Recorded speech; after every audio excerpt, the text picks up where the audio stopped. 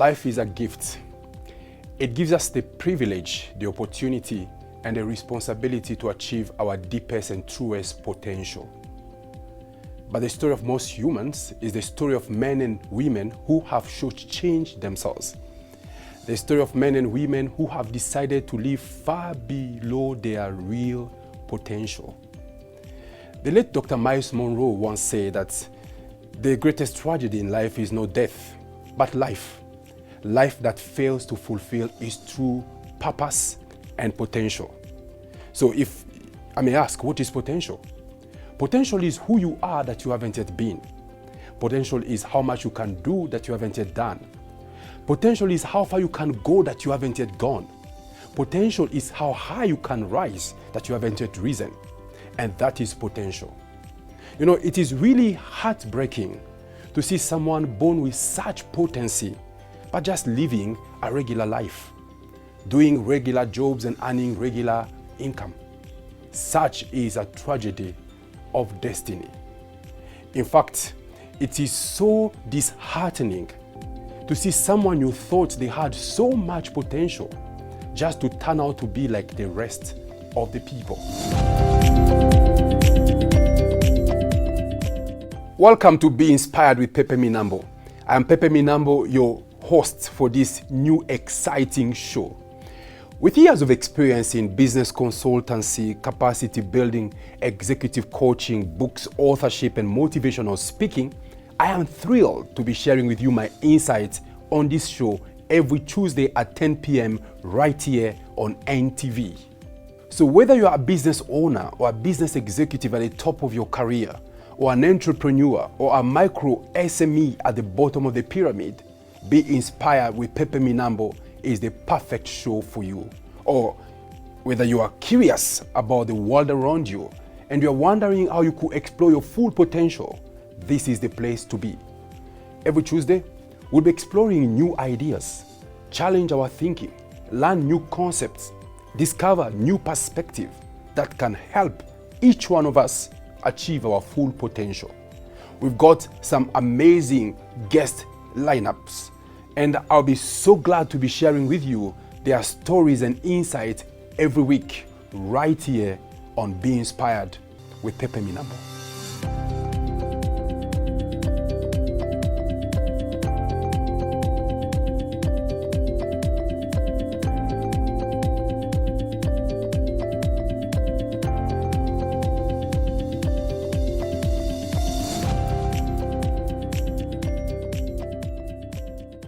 In today's episode, we'll be exploring the topic, unlocking your full potential. If I may ask, what is the biggest challenge of your life? The biggest challenge of your life is to become all that you have the possibility and the potential of becoming. And unfortunately, most people never amount to that level of expression of their truest potential. I learned of a story of this 6 feet tall man walking around the community. And a little girl who's never seen such a giant runs after him and asks, "Excuse me, sir, are you the LC one around this village?" And the tall giant man said, "No, I'm not the LC one." She couldn't believe, because she believed that such a big and huge man must be some government officials around here. And then ran again after the man and said, "Excuse me, sir, are you the headmaster of the local community school here?" The guy said, "No, I'm not the headmaster here." The guy couldn't believe still. She ran for the third time and asked, "Sir, excuse me, are you the DPC here, the district police commandant?" And the guy said, "No, I'm not the DPC." The guy still for the fourth time came and asked, he said, "Sir, excuse me, are you the lawyer we heard was coming into the community?" And the man said, "No, I'm not a lawyer." And the girl looked at the guy up and down and shook her head and said, "What a waste. What a waste." You know what she was trying to imply? That God took his time to create such a humongous human being with so much expectations that this person will be so useful to the society. But the girl asked, "Are you this and this?" "No." "Are you this and this?" "No." "Have you achieved this? Have you gone this much, this far?" "No."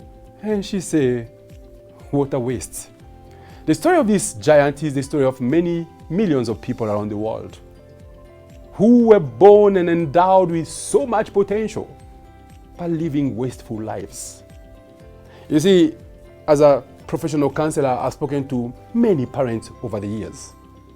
And a lot of parents had dreams and expectations over their children. They knew that this child will amount to something. They knew that this child is a gem. Maybe this could be the Moses of our family to take us from the bondage of Egypt to the land of milk and honey. This could be the Joseph of our family to turn around the story and the narrative of our heritage. But the person went to school, graduated, and living lives that's so below their potential. And today we want to explore, why is it that some people go ahead in life to living a full life, fully fulfilling their potential, whereby others are non-starters? In fact, I had a very funny experience many years ago when I lived in Nairobi. Driving to town every morning, I have to pass through Nairobi University using State House Avenue.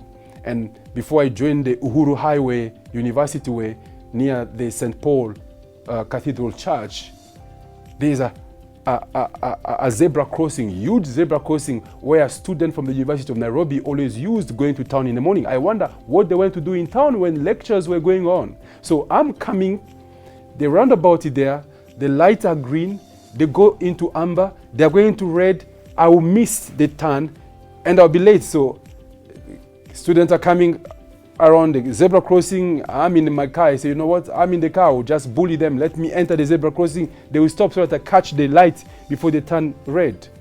Little did I know I was dealing with comrades.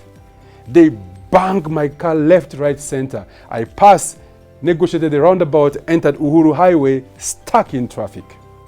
As I was stuck there, I could see on the side mirrors, the mob was coming after me. They came and surrounded my car. And I knew that University of Nairobi students those days, they burned cars, they broke windscreen, they did anything they could. So I knew I was in trouble. As they started making gestures, and one came and knocked my window, and I put my windows down, and they could, I could hear abuses and stuff. And then one of them came closer to the car and shouted, "Big car, small mind." I say, what? Big car, small mind. What he was trying to insinuate was that people that drive such kind of cars have some decorum, have some etiquette. They don't behave the way you behaved. They don't harass pedestrians on a zebra crossing. What he was trying to imply is that you are driving a big car, but you are behaving like a DMC. You are behaving like a small saloon car. The truth of the matter is the car was big. That more than 10 years ago, the car costed about 4 million Kenya shillings. In today's exchange rate, that's over 100 million Ugandan money. But then he's wondering, why should you be driving such a big car and have this small mentality? And that's the story of most people in the world. Big potential, small thinking, big talent, big intelligence, small dream, big passion, small goals, big endowments, small perspective, looking at life through broken windows. And today I'm here to challenge you to evaluate your potential. You could be in my shoes as I was that day. Big car, big education, small life. Think about the experience of big car, small mind. Then one may ask the question, what does it take then to fulfill your full potential, to unlock your full potential? As we return, we'll be looking at step by step on what it takes for one to unlock their full potential. We'll be right back.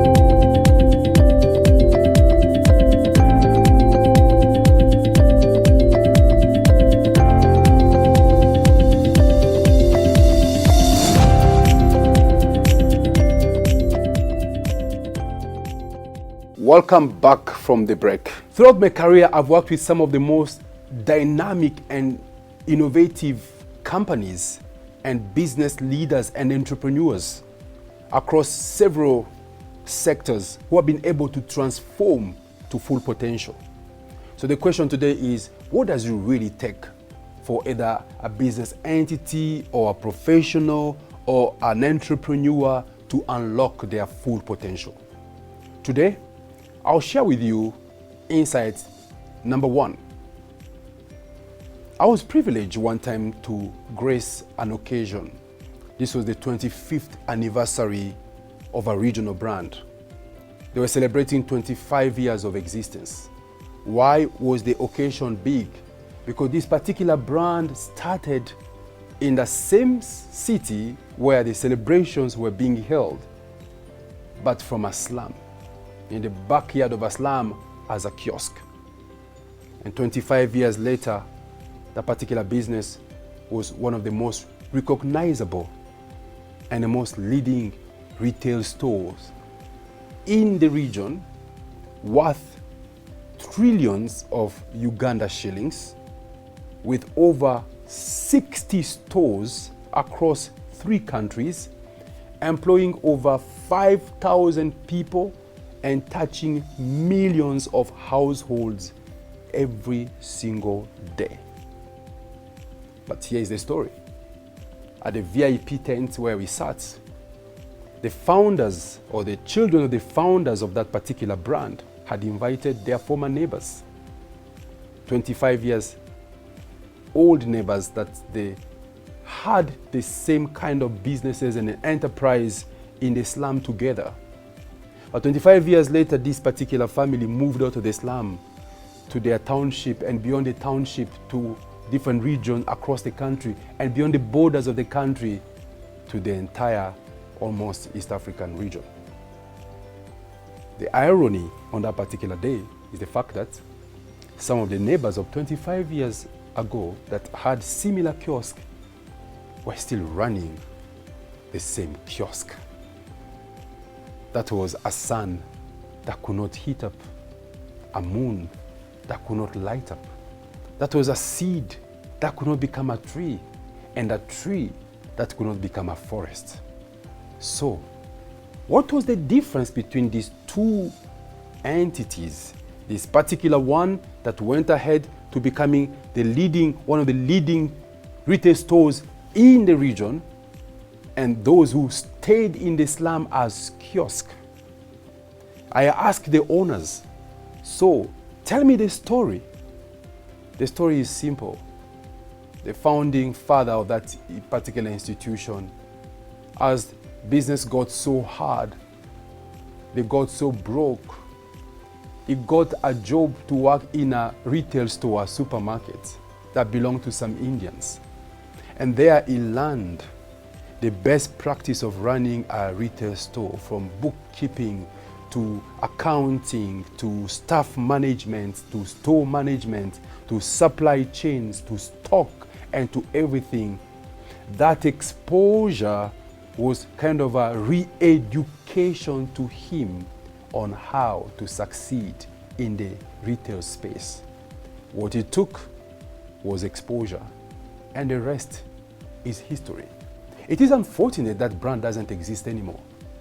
It had stores across the region. I'm talking about Tuskys supermarkets. The reason it failed, that's a story for another day on this show.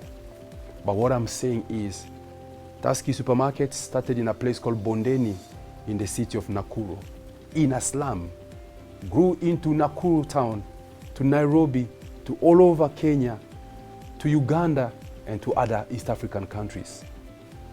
They went on moving from one place to another, achieving potential. What did it take for them to do so? It took, number one, exposure. Some of us are endowed with so much potency, provided we find ourselves in the right environment, with the right exposure, and then we are able to transform into full potential, or to desire to transform into full potential, or to have a framework on how to transform into full potential. So it takes, number one, exposure. One time I was speaking to a university to over 3,000 students, and the vice chancellor of the university was there, and I told the Madam Vice Chancellor, I said, Madam, if I had a choice between education and exposure, I would rather have my son exposed and not educated than have him educated and not exposed. But the best of the scenario will be have my son both educated and exposed. Exposure is a trigger. Exposure is a key to unlocking potential. For today's episode, that was the first insight on how to unlock your potential. Every Tuesday, we'll continue with such transformational conversations, inspirational stories, thought-provoking insights on pushing you, inspiring you to unlocking your full potential. This is Be Inspired with Pepe Minambo.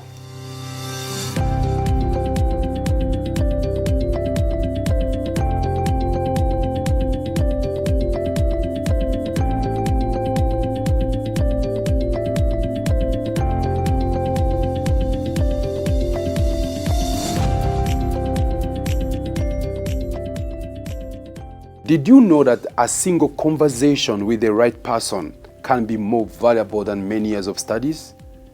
We go to school for many years, but it takes only a single conversation to turn your life around. In this special feature on our first episode, I had the privilege and the honor to sit down with Mr. Fabian Cassie, the Managing Director of Centenary Bank, one of the sponsors of this show. I'd like you to sit back and watch this. Mr. Cassie, welcome to the show. Thank you very much. I know this year the bank will be celebrating 40 years of existence, and not many organizations get to their 40th birthday, and not just becoming 40 years old, but becoming 40 years old strong, far better, far bigger, far larger than it started. If you look at the 40-year journey of the bank, what do you think has made the bank be what it is after 40 years, growing stronger and going even beyond Uganda? Yeah, well, the bank has been delivering services to Ugandans, especially those in the rural areas. And through the finance, we've been able to transform lives of many Ugandans. And that's what we've been doing in the last 40 years. We are now anxiously looking to the next 40 years of existence to be able to, we've been using finance to transform and change lives. We want going forward to change finance to a way whereby now people feel much more impact. People feel, the usefulness of dealing with the banks, so that, we want to see banks that have a human face. We want to see banks that bank on certain values, client-centered. We want to see banks that focusing on protecting environment, so that banks are not there to only make money, but to ensure that people socially develop. There is that social impact.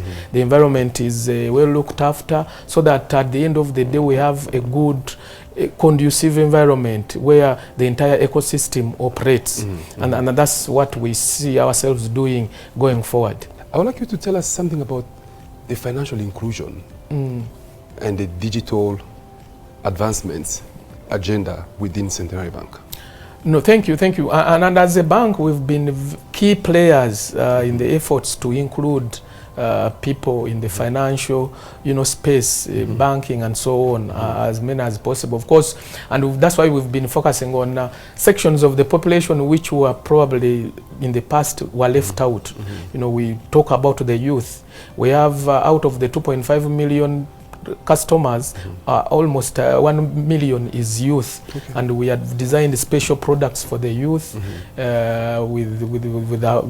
are affordable.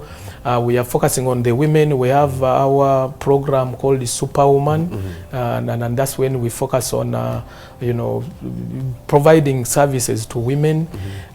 We've also included the refugees, because usually these are people that banks may not be able to deal with. But we've designed the systems that are able to also serve people like the refugees and so on. So and that we believe we should be able to include as many people as possible, following the 4 pillars of financial inclusion. And the one I talked about of affordability, accessibility, usability, because services have to be addressing the needs of the customers. Absolutely. But above all, services that are sustainable. Wow. Parting shots. What's Centenary Bank value proposition for its customers in 2023? What will you say to your customers that are watching us today? Well, to our customers, as you know, we've been serving you for the last 40 years. Every year that comes, we continue to improve, and we aim at improving on the services so that you have the best customer experience. And this year, that we've started, we are focusing on streamlining the various products, refining them through digitization. We want to be a smart bank very soon, in the next couple of years, and it is a journey that we've started on. We will be investing quite a lot in technology, buying new systems to ensure that customers are served seamlessly and wherever they are, without necessarily having to travel looking for branches or our staff and so on. And this is a journey that we started on. We continue with it this year. As I said, focusing on investment in technology, investing in people, our staff, and also refining processes, so that all those things combined, we should be able to offer the best customer experience to our customers. Wow. Mr. Cassie, thank you very much. It's been a great privilege and honor to host you here. To our viewers, I think we've heard it from Mr. Cassie, the Managing Director of Centenary Bank, of the kind of impactful banking the bank is doing in this country. We'll be right back.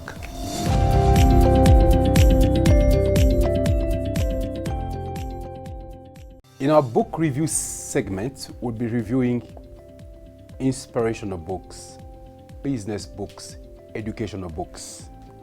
Every month, every week, something new to learn. And today, our first book on this show to be reviewed is my first book, titled Be Inspired Before You Expire. This particular show borrows its title from this book. The show is built on the foundation and the insights and the philosophies written between the pages of this book. And with me on studio today to review this book is my good, great friend, Richard Mwebesa. Welcome, Richard. Thank you, Pepe. I'm pleased to be on the show.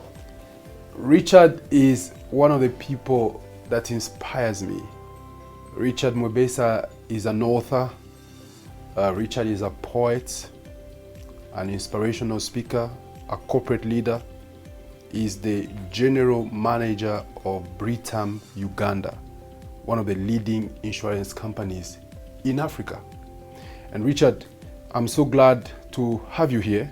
But one thing I know, Richard, some years back as I came to Uganda and we met and you heard about my book and you were very enthusiastic about being inspired before you expire. You're one of the first people in this country that read this book. Tell me about your experience after reading Be Inspired. What do you have to tell our viewers about this book, Be Inspired Before You Expire? Be Inspired Before You Expire is a game-changer book. The first time I read this book, it kept me on my toes. And why on my toes? Because of the content in this book. The content is so refreshing, it's so original, so believable. I think for me, the first thing that captivated me about this book is about potential. Yeah, we all as human beings have potential. I think it's chapter number 2 of your book that talks about potential. How are you able to grow and incubate your potential by taking certain choices and making certain decisions to build yourself and to be able to usher you into greatness. So, Richard, tell me something else about the book. Wow, one of my other favorite chapters is chapter number 8. I love the headline. I love it. I love it. I love it. It says, "I believe in dreams." Do you have any opening statement there? Yes, yes, of course. There's a quote from Jack Black that says, the greatest gift in life is the ability to think great thoughts and have the strength to take action while others simply dream. Wow. Wow. So I think chapter 8 for dreams, I think for me, it's very personal because it touched my heart. Why? I come from a place and a family where dreams have been shattered. Those who know me grew up in Entebbe from a family that had a number of challenges. So the world saw us as people who had lost dreams. But when I was growing up and going through school and going through life, I learned one thing, that every dream that a human being has to be greater than themselves. It has to be bigger than themselves. Because at one time, if you're not chasing a dream bigger than yourself, then you're as good as being irrelevant. Wow. Yes, in life and on earth. So for me, this chapter, I believe in dreams, is so powerful. The other says you must believe in your dream. Otherwise, nobody will believe in it. It is a blessing to have someone believe in you, but it is a greater blessing when you believe in yourself. Amazing. Richard, I know we can't exhaust this conversation. So to our viewers, grab your copy of Be Inspired Before You Expire. You can place an order. We have a team that can deliver right to your doorsteps, office or home, all over Kampala, all over Uganda. We can deliver. The social media handles are here, the email contact, the telephone contact. Place your order and get your copy of Be Inspired Before You Expire. Remember, only 2 things will change your life: the people you meet and the books you read. Richard, thank you very much for gracing this first book review. As we come to the end of this show, I would like to sincerely thank you for spending your late nights with me. And I'd also like to thank our sponsors for making this show possible: Pepsi Max, Centenary Bank, and Lake Victoria Serena Golf Resort and Spa. Until next time, be inspired before you expire. See you next Tuesday as we continue to explore insights and perspectives on how to unlock your full potential. Good night.